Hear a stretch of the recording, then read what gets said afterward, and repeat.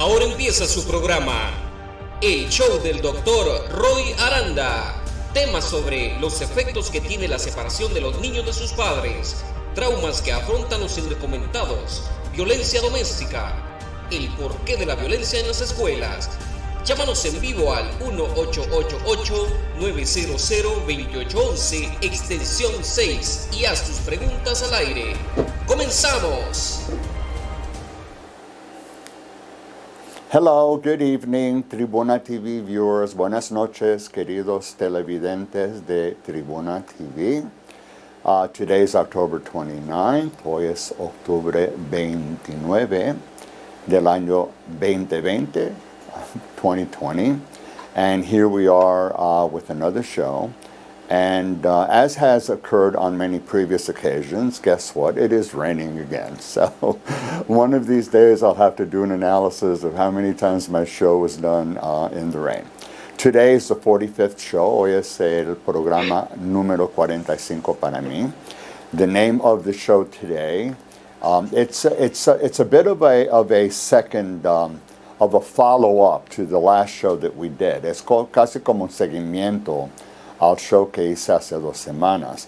The title, The Impact of COVID-19's Increasing Grip on the World as the Third Spike Firmly Settles In. I do not think that you need to be a statistician to look at some of the graphs and look at some of the numbers and appreciate that we are in a third wave. Estamos en la tercera onda. En español, el impacto del creciente agarre de COVID-19 en el mundo, mientras el tercer pico se asienta firmemente y, como digo, ya estamos mirando las estadísticas en la tercera onda. So today I am here with my consultant, who also is coming in capacity as a guest, Dr. Peter Kanaris. Dr. Peter, would you like to say hello to the viewers? Good evening, everyone, and a good evening to you, Roy. Okay, so we have a show as usual. I mean, I think that the theme, of course, we having a third wave of coronavirus is hardly a pleasant topic. I mean, it's a difficult topic. But nonetheless, it's a topic that we must have. We have to talk about this. We have to inform the viewers and society that life, has to go on, and that there are things that we can do to try to make better our lives until and when we do have better solutions. And we already do have solutions. I do want to emphasize that I am part of that group that adheres to the belief of abiding by the recommendations made by scientists. I've had a scientific background, as you have, Peter. We've studied statistics and various aspects of science within our professions as psychologists. And I hear enough sources and I read enough material, and I've looked at the data. And it's crystal clear. The numbers are obviously not good. We'll talk about that a little bit later. But one of the simplest, easiest tools that we have to really help reduce flatten the curve and reduce the impact of coronavirus is wearing a mask. And I will urge my viewers, I recommend my viewers, and recomiendo a todos los televidentes, please, use a mask. Don't expose yourself. You're far safer using it, abiding by it, maintaining physical distance, manteniendo distancia física. We've talked about how I believe that the notion of social distancing is really incorrect. It's really physical distancing. We're keeping a physical distance. Authorities are saying, the scientists are saying 6 feet. I think 6 feet is really cutting it very close. I mean, probably more than 6 feet. I'm in a studio. I'm here alone with Oscar, and I'm guesstimating, Oscar, saludos a los Hello, televidentes. everybody. Are we about 15 feet apart or more? 15 pies o más? Oh, yeah, más. We're at least 15 feet apart, if not more. And it's just Oscar and me. So, you know, obviously on the outside, you know, when I leave here and I circulate in public, I do have the mask and I wear the mask, and I really encourage all of you to do that. I wanted to let everybody know, quiero que sepan todos, que el show está siendo grabado actualmente. It's being recorded right now on YouTube, and it will be available tomorrow. The recording will be available tomorrow on YouTube, on Tribuna TV's website, Vimeo, and probably in all likelihood on other electronic platforms as well. We do have some slides for you today. I would like to recommend to viewers that if you would like, feel free to take photos of any of the slides. Alternatively, you can take screenshots once the show is recorded. I mean, or photos. I mean, whatever you want. This is for your use. It's really free for you to use. It's an educational program that I've been really providing. It's my sense of giving a gift, and Peter, you've been part of that gift as well, giving to society freely. There's no remuneration on my part. Yo no saco ninguna plata por hacer este show. To the contrary, I'm doing the expenses. I have the expenses of the production, and I do not have any backing from major, well-known, or even little-known news medias, news stations, TV stations, news media. So I depend on the viewers. Yo dependo de los televidentes. I depend on the viewers and social media to try to promote this. If you like what you see, you think it's of benefit, please feel free to put it out. That's the only exposure that I have, is through social media and through my viewers. Listservs, social groups, and so forth that you belong to. So you could really do me a big favor if you appreciate the show, to put it out that way, and we can try to give the show increased exposure to more viewers, which is my ultimate hope. So, Oscar, ¿puede ponerme el primer slide? Vamos a hablar de la introducción y dedicación. The first slide covers the introduction and dedication, as I have been accustomed to doing now for quite some time.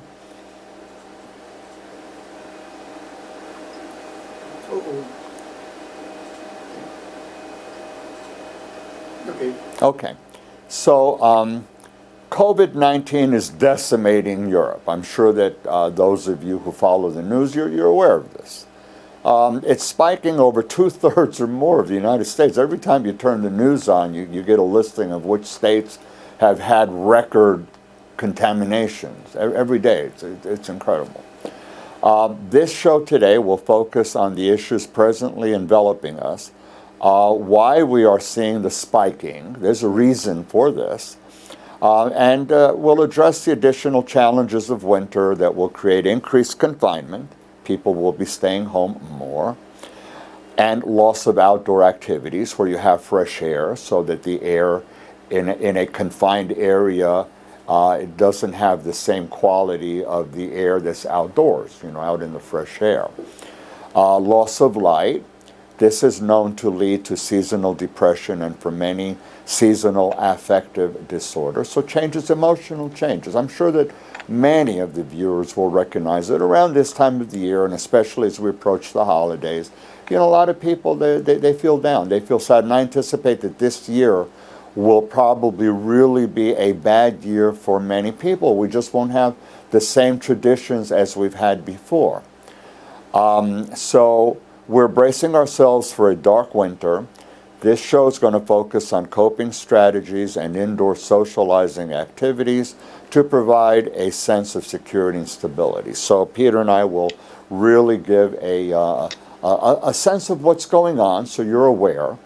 and focus really on things that you can do to improve the quality of your life indoors. The show is dedicated to all viewers. We are all on the same boat ride as we navigate a nouveau perfect storm. Por favor, Oscar, slide 2. So I use the analogy of a perfect storm for a couple of reasons. La dos. Many of you will probably recall the movie The Perfect Storm. But it was based on a perfect storm. I mean, it really happened. The movie, of course, fictionalized the account of the Andrea Gale, and obviously there's no way to know the dialogue that went on that boat or what were on their minds since they all disappeared and perished. But there really was such a thing as this perfect storm. It made landfall along North Atlantic seaboard on October 30, 1991, just shy of Halloween.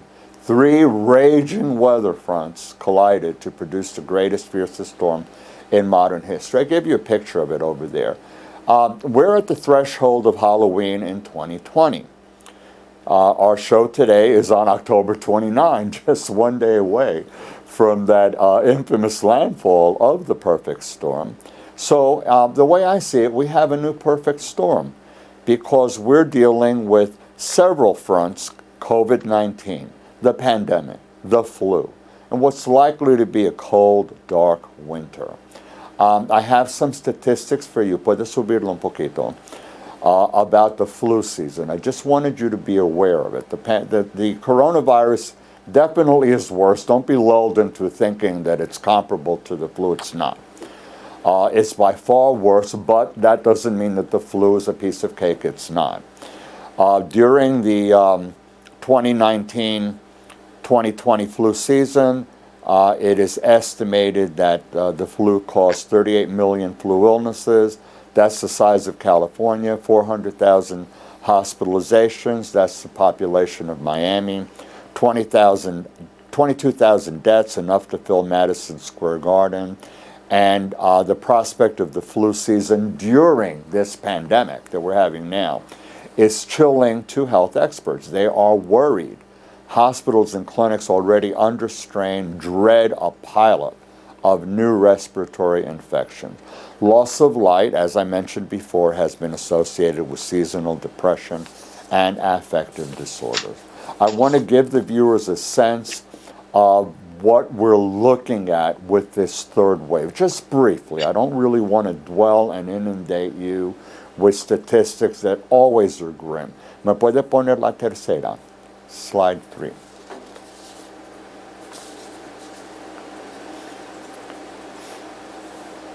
Okay. So just briefly, globally, we're looking at 44.4 million cases. This is as of yesterday. 1.1 million deaths. In the United States, 8.93 million cases, 228,000 deaths. Most recently, we've had Spain announcing a nationwide curfew from 11 p.m. to 6 a.m. This is recently, just days ago. France and Germany, I think it was like maybe 2 days ago, they announced a second nationwide lockdown. Here in the United States, just to give you an example, because we are seeing increasingly more indications that schools are going to be closed, certain kinds of businesses will be closed, areas will be closed. New York has red zones. I mean, different locations are dealing with this differently, but it seems to be escalating in a direction of further closings. El Paso officials asked residents to stay home for 2 weeks as COVID-19 hospitalization surged. This was only a few days ago. Por favor, me puede poner slide 4.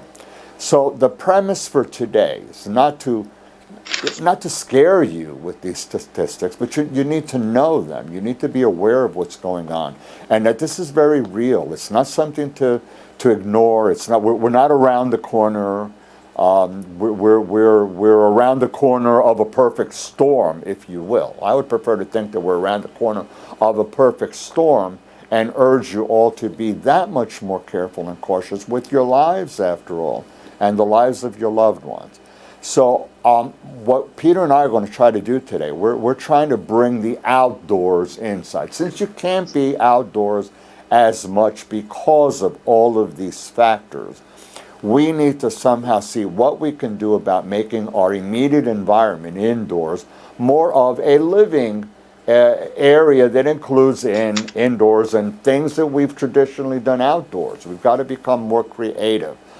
Socializing outside has to change to socializing indoors. For instance, Peter, I don't know if you knew that you asked me this, but you said, "Hey Roy, what you doing tonight?" And my response to you was, we're having pizza delivered and we're going to watch all 3 Jason Bourne movies. Why not? I really like Jason Bourne. So having a Jason Bourne marathon works for me. It's important also, you have to have some alone time, a safe place for everyone to respect the alone time. Even pets, I'm sure pet owners are aware of this, they get cranky, they need some space from their human counterparts. For those who can't go outdoors, I'm sensitive to the needs of people who don't have necessarily houses, just stuck in apartments, smaller spaces. So somehow, if you don't have a yard, a patio, courtyard, you need in your own house to look what you can do to create an outdoors area. It becomes like an outdoors arena, even if it's limited to a particular time. But you need to be creative and have that outdoor arena in your house. And inside the house, you have to have a space for your spouse, if you have one, your children, if you have children, to be able to get away for periods of time. And it has to be really an alone time. The spouse respects the privacy of the other spouse, and parents within reason respect the privacy of children. Puedes sacar el slide. Peter, anything to comment on so far these first few slides? Puedes bajar el slide. Backtracking a bit, when you were talking about the numbers, I think it's worth noting today in the United States we hit 9 million cases of COVID. So it's a little higher than what I said. A little bit higher, and not only that, but sadly today alone we hit the highest single day number of identified cases so far in the pandemic in the United States, over 85,000 cases. And we're approaching the 100,000 mark daily. That's predictable. Really troubling. Really troubling. That was just today. And 42 states of our 50 states are on the rise. So it's more than 2/3, like I mentioned. Well, I think if we have a conversation by tomorrow, sadly the numbers and the curve seems to be going up. But on the other hand, people wearing masks, staying home more, and looking to have these kinds of socializing activities. I understand people work. Those who work need to go to work and they need to be very careful. I understand that people are involved in having to do other things, like go shopping. There are many places that will deliver food to you. They'll deliver supplies to you. Take advantage of deliveries if you can. If you have to go out, I'm not saying don't go out. I mean, obviously, people need to work. They need to work. You need to go to a doctor's appointment. You need to do that. But exercise extreme care. That's when you wear your mask. Even inside, you wear a mask. If you have somebody come into your home to repair your sink, to do work on your house, you don't know who they are. They have to wear a mask, and so should you on those occasions. But obviously, if it's a family member and you know very well who your family is, you're a little bit more at ease in terms of the mask and the physical distancing. Roy, also, I wanted to comment on the theme of the perfect storm, this being October 29th. It also happens to be the date that 8 years ago we had in the metropolitan area Superstorm Sandy. Wow, so I forgot about that. Yeah. Right. And then right after that we had the blizzard. That's correct. So this time of year and this date, we seem to be prone to one sort of a storm or another. And also, just to share personally, 17 years ago, this was a date that I lost my mother. So it was an anniversary of the passing of my mom, which all these incidents happen and resonate with me personally at that level. So it's a reminder to me of how many people have had losses during this time in dealing with this pandemic. Well, to me, symbols mean a lot to me. So I don't go looking for them. They hit me in the face. I mean, I saw the date and it struck me. Wow, what a coincidence. It's like that. It's like the 9/11. You know how often I see 9/11. I turn the TV on and there's the time 9/11. I look at my clock. It's 9/11. You know, it's just one of those mysterious things. But I'm a spiritual person, and I think that there's something greater than me. So it's important to me. I'm a believer when they're, looking at those things as useful signs that, how can we relate to them in a positive or in a useful way? I think that opportunity does exist. So I wanted to share a few photos, and then after that I have a surprise dance video clip that I really think the viewers are going to like. And then we'll get into some of the meat of the socialization experiences that we think some at least could be adapted by anybody regardless of where you live. Por favor, el próximo slide, el 5.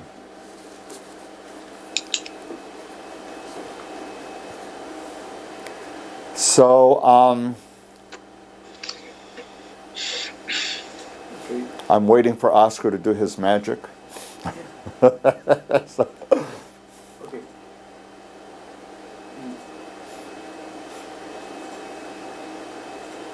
Okay. There we go. So these are some photos that I just wanted to share. It's just 4. This is like my son, Ari, his wife, Christina. He has a little boy, Leo. I of course call him Leocito. And these are photos showing socialization indoors. They've invited a female friend and her daughter, and you can see in the photos that they are actually interacting, playing, and doing a little bit of covering and hide and seek and stuff like that. And of course, everybody seems to be happy, and they really are involved in a nice, pleasurable activity at home that lasts a period of time, involved more than one person with children. And obviously, it's perfectly safe inside. So my son is Ari, and Leocito is my little grandson. Ari lives in Westchester, so it's really difficult for me to have the type of contact that I would like to have with him. So this is something at least that I can share with photos and contact and text and video chats and things like that are alternative ways of having relationships with your friends and family members. Próximo slide, por favor. So Peter, I don't know if you printed the slides, if you're able to see them. Yes, I have them.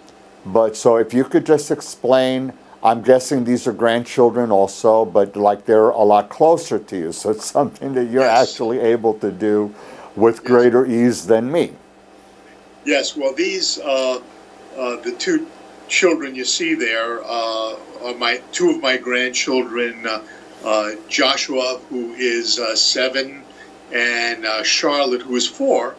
And it's an example of them doing what so many kids do these days, is play the video games, but they're also playing together. And kids have the ability to play so many of these games under supervision, of course, but with other kids remotely. So it's a way of, even being in the home and playing video games, but also socially interacting through the game. And then another picture there shows them using chalk and drawing a design and interacting together in doing that. And that's something that, whether it's some pavement or whether it's a chalkboard, something that can bring out the artistic ability, but also can be social, and they can take turns and play together. And some of those games, floor games, can actually be brought into the house. You can color things or use tape. You don't have to sit there and paint the floor up. I understand that, and chalk up the floor. But there's things that you can do to bring some of those outdoor floor game activities indoors, and we'll talk about that for a moment. Absolutely. Okay, puedes sacar a slide. Something else that you had to say about that, Peter? Yeah. Well, there are a couple of the other pictures. One is sort of climbing and finding a way of creating a little bit of a gymnastic set or obstacle course right in the home. Okay. And another which can be done in the home as well. That's right. And another picture with, especially with Halloween coming up, face painting. That could be done, again, children and adults together as a joint activity. And that's my daughter Jennifer, again, with her son, young Joshua. You can take face masks and paint the face mask also. Indeed. I could give a face mask and send it to Ari to have Leo paint the bottom half of my face on my face mask. Right. Okay, so we have a surprise for the viewers. I'm going to ask Oscar to put a video clip of neuropsychologists, Latino neuropsychologists doing a dancing. It's La Pollera Colorada. And I wanted to share with you that it was made available to me by Dr. Juan Carlos Arango Lasprilla, who is a professor, neuropsychologist, eminently known and expert in the field of neuropsychology. And le doy un shout out. Gracias, Juan Carlos. And also Dr. Ted Judd, who I met, who's also a neuropsychologist, who speaks Spanish extremely well. And I met him years ago. He was then the president of the Hispanic Neuropsychological Society. And in essence, at that time, I became inspired, and I was active, and I was inspired to step up to the plate and become a president of the Hispanic Neuropsychological Society. And one of the founding fathers has been a guest on my show also, Dr. Antonio Puente. So shout out to Juan Carlos Arango, Dr. Ted Judd, and Tony Puente. So, por favor, me puede poner. There are 14 Hispanic countries that are part of this video.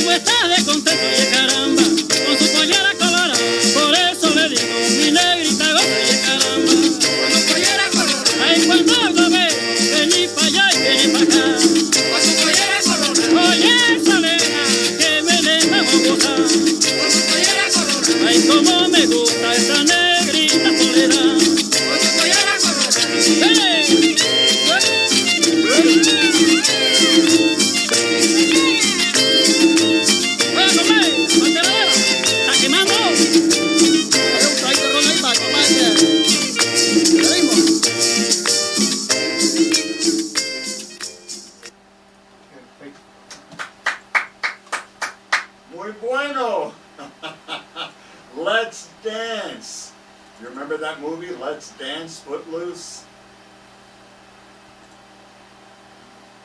Yeah. So Peter, what did you think? I feel like moving. If I looked and could move the way some of them do, I'd be in great physical shape. I did want to point out, though, how important it is that music stimulates the brain.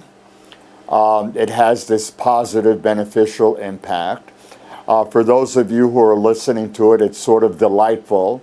It's a way of bringing joy and enjoyment into your life. And it's not just the dancing; it's a movement. So of course, it's important to move, and these kinds of activities, this kind of dancing, whether or not it's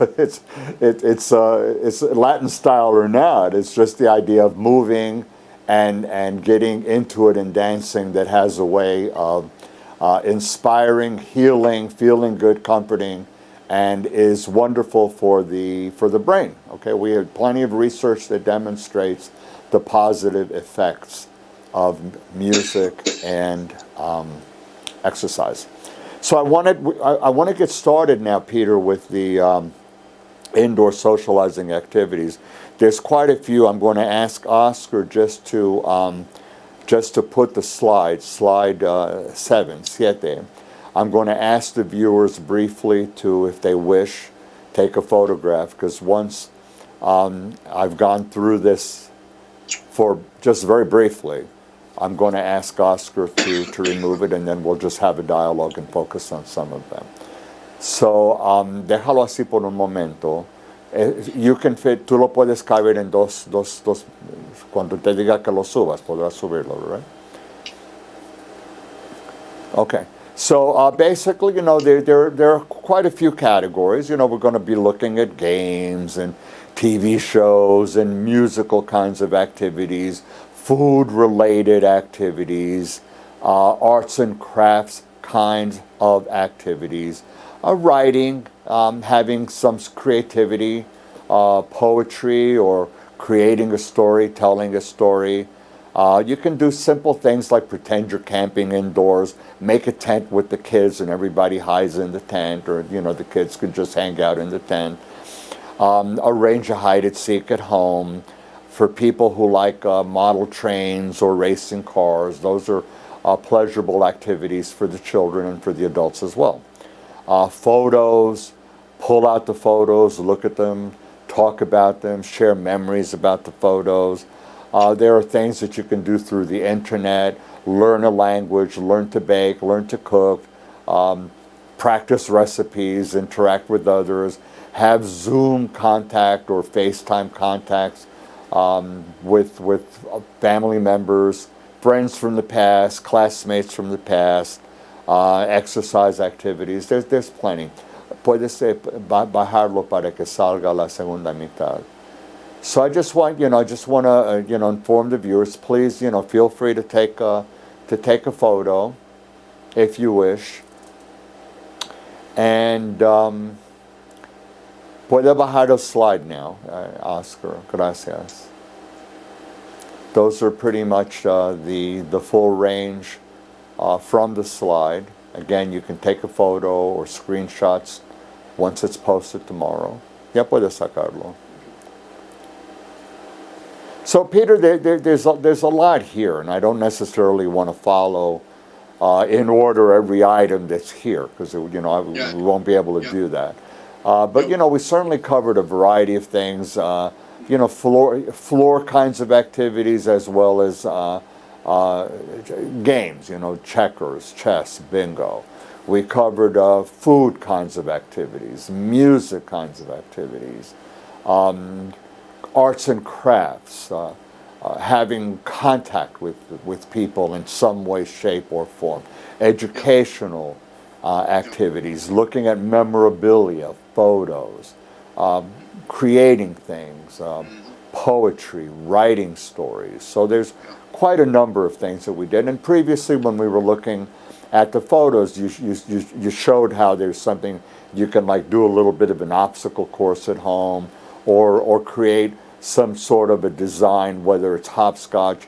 You know, obviously indoors you're not going to be able to do the same thing, but you can get creative and use tape and tape colors to the floor and make floor kinds of games by using colors or balloons or bottles. You can have bowling with bottles. You can play pong, you know, and throw a ping pong ball into bottles. You can have all sorts of pleasurable activities. Watching classic movies.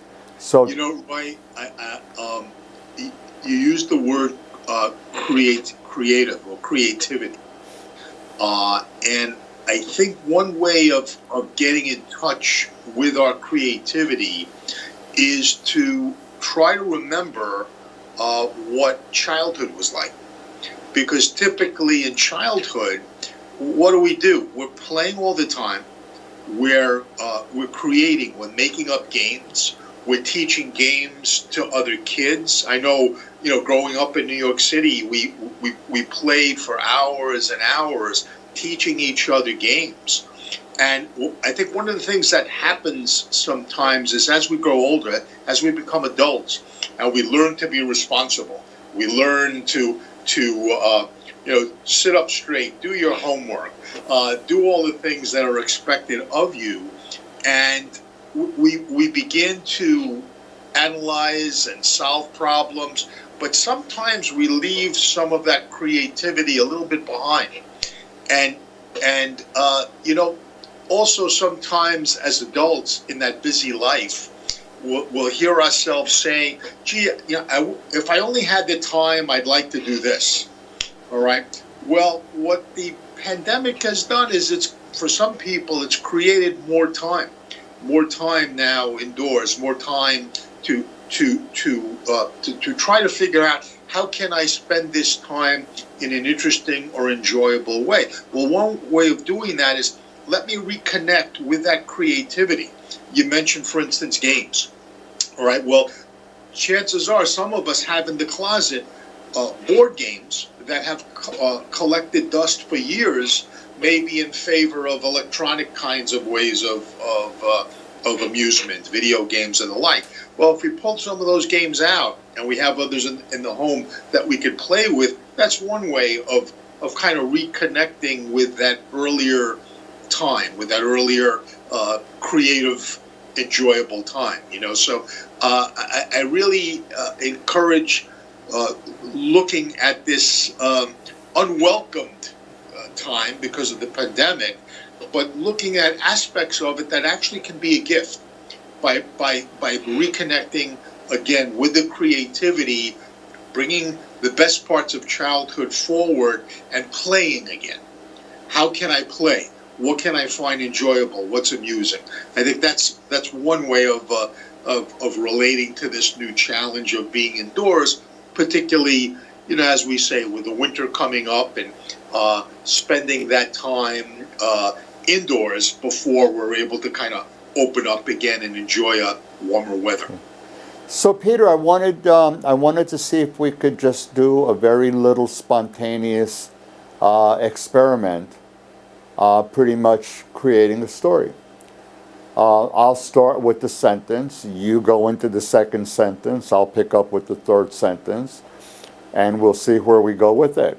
Okay. Hopefully, it won't be a fright night. I mean, so I'm starting. I opened up the back door this morning because I was going to let my little doggies, my little babies, go out, and I saw it was pouring.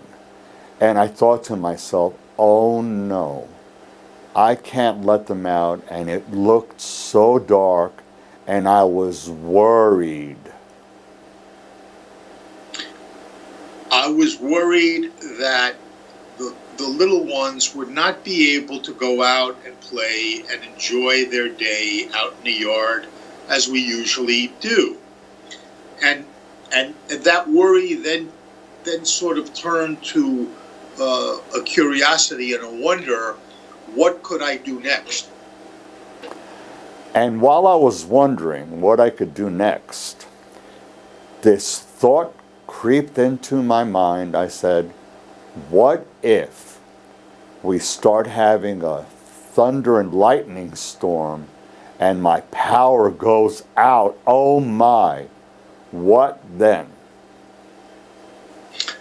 And as I had that thought, I began to feel a little bit anxious, and my heart was racing, and I began to feel some sweat, and I wasn't sure what to do. And I thought to myself, I'm going to have to survive this, because right now it's early, and I'm here at one end of the house, and my spouse is at the other end of the house, and I don't want to scare her. So then I thought, and I looked at the little dogs, and they didn't seem upset at all. They were playing. In fact, they were playing with each other, and they were just enjoying this time. And it occurred to me that it's the way I'm thinking about this is how I'm getting so upset. They don't seem to be, if they think, they don't seem to be getting upset the way I am. I was doing what sometimes I tend to do, which is catastrophizing, looking at things and putting a negative twist to it, and realizing that my little babies were pretty calm and handling not being able to go outside as I know they wanted, and realizing that my wife was too far away to give me the necessary comfort that I needed at that particular moment, that I thought, what the heck? This would be a good time for me to have a Bustelo cup of coffee. And I decided also that I would like to put some music on. So I actually went over to the radio, and I turned it on to my favorite station, which was actually a classical station that had soft music on, and I listened to the music, and you know how it made me feel? Well, it made me feel relaxed and hungry, and I decided I needed to have a croissant with my cup of coffee, which I did, and then I sat down to relax and pondered the rest of the day with the kinds of activities that I had to look forward to, namely doing this wonderful show with Peter and with my viewers. It turned out, surprisingly to me, to actually be a very good day. I was able to relax. I was able to enjoy the music, to enjoy playing with the dogs. And, in time, I felt very much better. And I came prepared, just as we need to prepare ourselves for many events in our lives. I came prepared, and I brought an umbrella because I cannot control the rain. But I can control my bringing an umbrella, and that's what I did. And I can control my having a mask with me, and I do have a mask with me. You want to end the story, Peter? I like that story. Okay, so to the viewers, it was completely unrehearsed, but there's the point. It was fun doing it, right? Yes. I had to pick up your cues. You had to pick up my cues. And it was creative. And I picked up your cues, and you had to pick up mine. Yes. Because without your cues, I might have gone in a different direction. That's what makes it so much fun. And if you have other people, if there's more than two people, you have to pick up on the cues of the others. And overall, it makes for like a lot of fun. I'm not sure how long I'm guessing we spent about 5 minutes with this. Oscar's going to tell me like in another 30 seconds that we have to end. That's spontaneous. I don't know if Oscar heard me. But it went on for probably about 5 minutes. Indeed. So, Indeed. I did want, in continuing with this topic, how important and why is it for people inside? Because, when we're outdoors and you need to have a little bit of space, You go outdoors. You know, you have space. You know, somebody's at work or whatever. They go shopping. They're away from somebody else. There's space. So right now we need to have like a means of creating space indoors where the space is limited. How important is it to have an alone time, private space, and why? Well, you know, I think for psychological well-being, having that space, that mental space, that physical space, is something as people that we all, to one degree or another, we all desire. We all crave. We have when it's normal life in the world. Usually we're able to have that. When we're confined indoors because of you know, it could be a one storm or another that confines us. In this case, the pandemic. It could lead us to being indoors for an extended period of times with others, with family members, with a partner, a spouse, a roommate. It could be anyone that we normally live with, that we're now there an extended period of times, usually in a limited space, even if it's a large home or down to a studio apartment. You know, it will vary, but no matter how much space you usually have indoors, it's still limited. And one of the things that we notice is that it makes for irritability. It makes for a feeling of being imposed upon. And that irritability now, that other person that's there could do something innocent and innocuous, but will take it the wrong way, will become upset, will become angry, and that could lead to harsh words, etc. One of the things, Roy, that I often recommend to people is that, number one, that they first of all recognize that it's the situation that is creating this feeling, that is creating this tension, and not something that's wrong with the relationship. One of the things that we tend to do is we'll think that, well, gee, it's because of you that I'm feeling this way, and we'll question the relationship that we're in or how we feel about the other person. Like blaming. We'll tend to blame. We'll tend to blame or misattribute the reason why I'm feeling this way, not recognizing that it's really just the situation. Might even feel guilty that you're not doing enough. Absolutely. Absolutely. Well, one of the best ways, I believe, of dealing with that is talking with the other people or people that are involved, and basically sort of preemptively preparing to be able to see that, you know what, this situation is tough for all of us, and part of the difficulty is the lack of space and the lack of privacy from each other. And it's not because of you, and it's not because of me. It's just a situation. So we need to kind of approach it with a loving heart and an understanding that, you know, there might be moments where we get on each other's nerves or where we feel irritable, but we could back off from that and recognize, you know what, take a deep breath. It's not the other person that's doing this to me. It's the situation, and it's temporary. The alone time.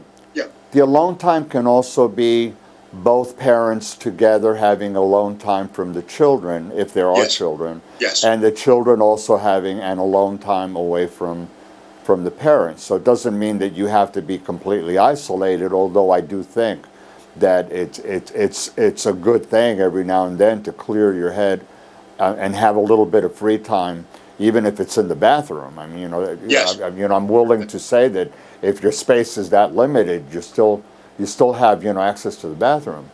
Yes. But you need to clear your head every now and then. I'm wondering, Peter, if is there a way that you could recommend couples or people that are beginning to get on each other's nerves, is having this type of a conversation something that should be scheduled or spontaneous, or like would somebody say, you know, let's have dinner, and then maybe after dinner we'll spend 10 minutes talking about, you know, some of the things we've been feeling. Would you open it up like that? Yeah, I think that's an excellent idea, Roy. And I think at the heart of that idea is to try to have that conversation, not in a moment of anger or irritability, not when something's just happened, because what happens under those circumstances is that we're reacting emotionally. We're not reacting with clear minds and open hearts. It's just a reactivity that the conversation will likely go badly. All right, much better to say, as you're suggesting, whether it's having a cup of coffee or relaxing together, talking about the situation, talking about how we can deal with it in constructive ways, not when we're angry, but at a quieter, more peaceful moment. I also recommend that it's so important to give gifts. And I don't mean that it has to be a tangible physical gift, like a present. Simply the gift of washing the dishes. If ordinarily your spouse would be the one doing it, you do it instead. In the morning, surprising your spouse or children with like a breakfast. Just spontaneously doing something from the heart that you are giving a gift, Yes. a gift of your kindness to Yes. them, recognizing that they are important to you and that you love them, and that this is your way of showing it. And I think that this is something, and it feels good too. It feels really good doing this. Absolutely, and the gift, for instance, couples or people that have younger children, the gift might be, you know what, go and watch that TV show or read that book or take a bath. I'll watch the kids during this time. To volunteer to take over and give the other person a break from whatever that responsibility might be. The other side of this, Roy, also is the case where people, who are single or are alone, and in that case, it's a different sort of space problem.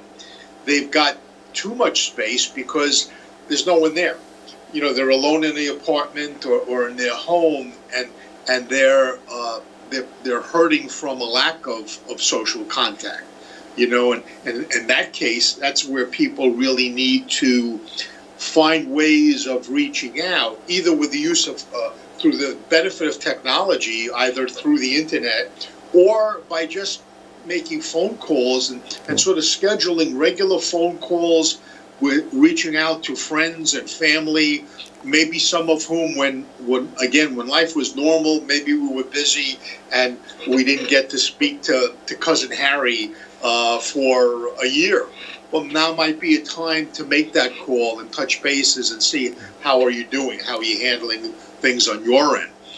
So space goes from not having enough to having too much, all related to this pandemic. But even there, you are able to give gifts. You're giving the gift of yourself, sharing information about yourself, sharing a photograph, sharing a poem, putting something that you've done, sharing a link to a program or to a show or like I did tonight with the dance. I mean that's still giving something of yourself, so that like your bigger world is becoming a little bit more occupied. Yes. So I think that that's something that can be done for couples, for people that are involved in a relationship. Some kind of recommendation that you can make for alone, more sexual, more together, touching. Yes. More intimacy. Well, very often what happens even with couples in this type of a situation, there is that issue of space, that lack of space that creates some tension. And then even ironically, people wind up sort of in their own silos during this time. Making contact and making a positive contact is very important. One, as we said before, Roy, is through a useful conversation, but also through touch. by being able to connect physically, and it doesn't have to be sexual, it could be sensual, it could just be a relaxing massage, but by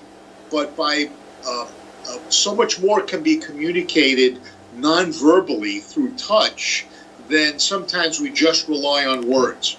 So, And that can now, that tension that builds up, that irritability that comes from a lack of space, can be relieved by making contact through a caring or loving touch. for the people to get back to your to the issue of being alone, what can a person who's alone do to love him or herself? Well, there are a number of things, but picking up on what we're saying right now, even in terms of touch, okay, one of the things a person can do who's hurting from a lack of physical contact, maybe they have friends or family that they're not able to see or can't get close to out of concerns, health concerns. There's now a deprivation of physicality, of touch, okay? One of the things a person can do is something called deep muscle relaxation.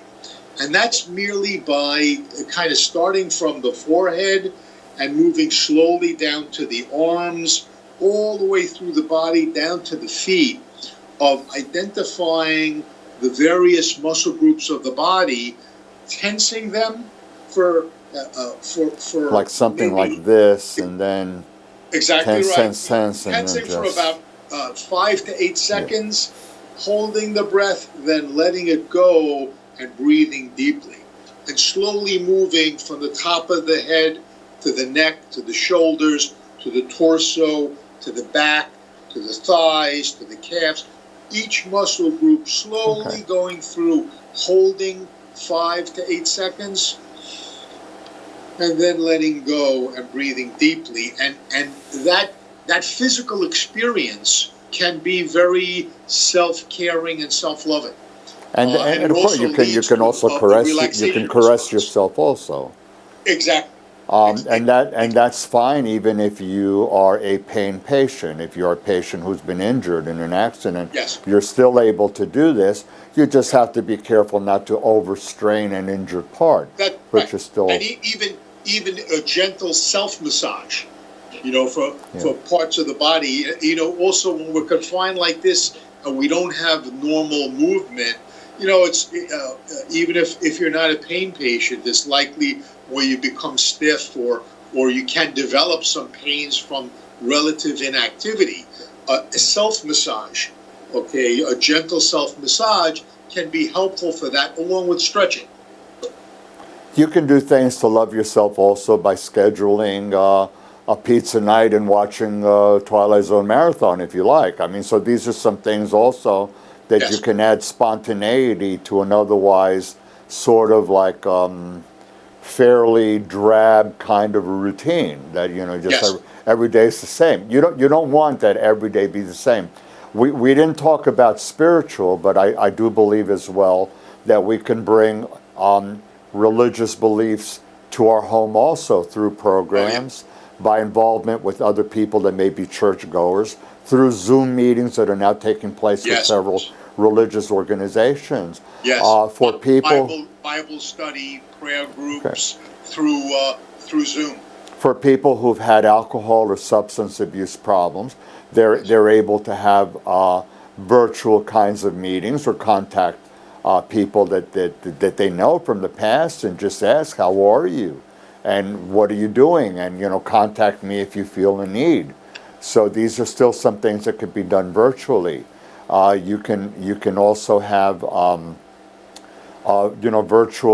virtual prayer groups. I know I've had patients who've told me that they've had loss of loved ones, and they have a novenario. They have like for 9 days they have prayers that they are doing those prayers for 9 days. So these are some things that can be done certainly through the internet. You don't have to lose that type of connectivity. Did we miss anything? I mean, what do you recommend? Oh, yeah, sort of like an important piece. Like, what sort of like when there's signs of things really going too far, anxiety too great, depression too great, too much arguing. One thought I have on that is that,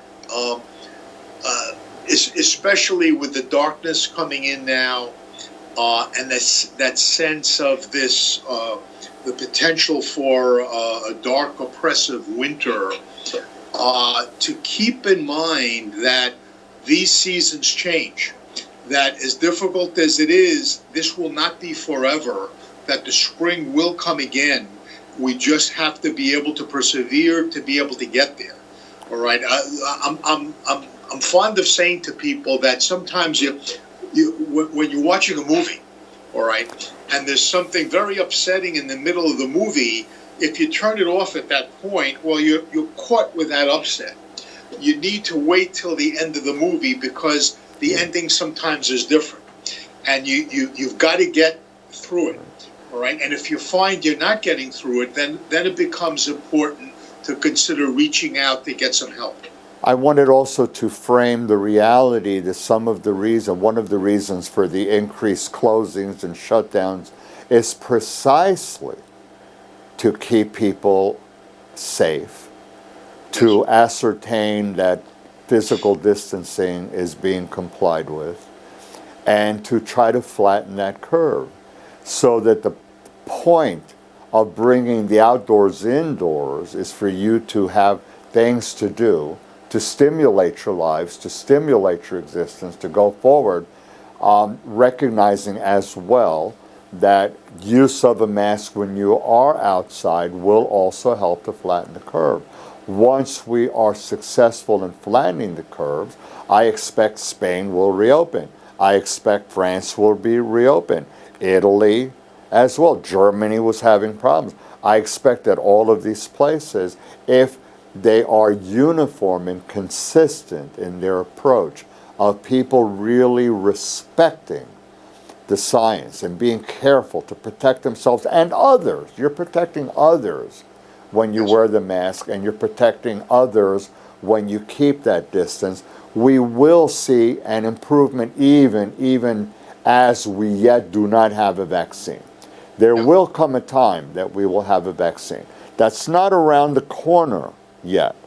Around the corner is spring, warmer weather, and hopefully more people listening and using the mask and keeping the physical distancing. That's really around the corner.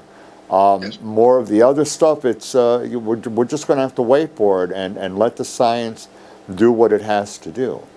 For people, an important point also, I think, is for people that are struggling and feel that they need help, that help can be gotten virtually.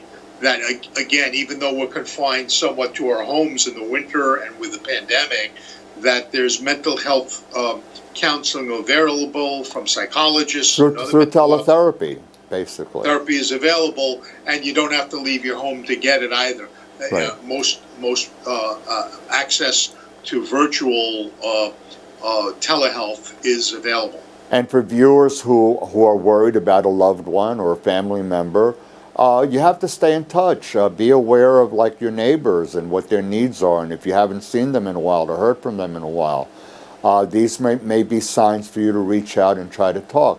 If you're not able to really provide the kind of support that they need, recognize that there may be a need for professional intervention. I really want to make sure that we do not get to the point of people experiencing or getting close to aggression or acts of violence or acts that are dangerous and damaging to themselves. These are the areas that I think are really very important to recognize and to do whatever you have to do to prevent that.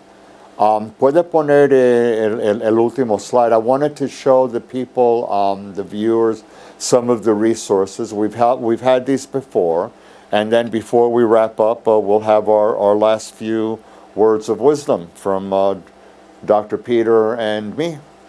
So you see my name over there to the left. You know how to reach me through the internet. Peter, you just want to repeat your phone and maybe if you have a website?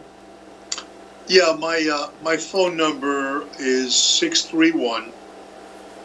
631-979-2640. And my website, which you can reach me at, is Cyber Infidelity Help. One word, cyberinfidelityhelp.com. Okay, I've put also resources that I've used several times before. New York State Psychological Association, the American Psychological Association, Suffolk County Psychological Association, which is a really nice group of people out here in Suffolk. There are many associations that you can contact. Just do a Google search if necessary. If you go to APA and look for their members, their member associations, you'll see New York State Psychological Association, New Jersey Psychological Association, several others. Puedes sacar el slide. Peter, any last minute words? And what do you think if I create a website and call it the Perfect Storm? you think that'll go anywhere? Dr. Aranda's Perfect Storm? Well, I think as we said, Roy, we are living in this particular perfect storm. But I encourage everyone to keep in mind that the storm will pass in time, and that we need to shore ourselves up and build our mental and emotional boats to be able to make it through this storm, and that we can do it. We are resilient people. We can do it. We've done it before. We will do it this time again. Right. We didn't create this virus, and we've had viruses in the past. And wake up and smell the coffee. We're going to have more viruses in the future. I mean, it's a reality of life. What we need to do is really learn how to anticipate some of these viruses in the future. They will come. To be prepared for them, and hopefully some of the horrors of what we've seen with this coronavirus pandemic has prepared us with some tools to help fend off in the future other kinds of viruses that are bound to come. We, again, didn't create the virus. It's not our fault, but we can certainly do that which we can. We need to find what our umbrellas are. I made the remark of I can't control the rain, but I can control having an umbrella. So my recommendation to all the viewers, what are your umbrellas? Look for your umbrellas. We've given you a number of suggestions, a number of coping strategies that we think will help. Hopefully some of these will be useful. I'm positive, Peter, that there's something in that big list that we provided, that there's something for everybody. I hope so. So, Oscar, ¿quieres despedirte de todos? Oscar's part of the team. Muchas bendiciones. Emilio Ruiz, a shout out to Emilio Ruiz, the director, and Ezequiel, who is a producer out in El Salvador. Ezequiel, you're supposed to send me pupusas one of these days. I keep waiting for them. Even if they're virtual, send me pupusas already. I want some pupusas. Peter, we're going to do the Greek thing one of these days, either virtually or you're going to come over and we'll do it. With masks in my living room. A todos, buenas noches. Stay safe, please. Everybody, be safe, and hopefully you will have benefited from something from this show, which is really what we offered you from the heart.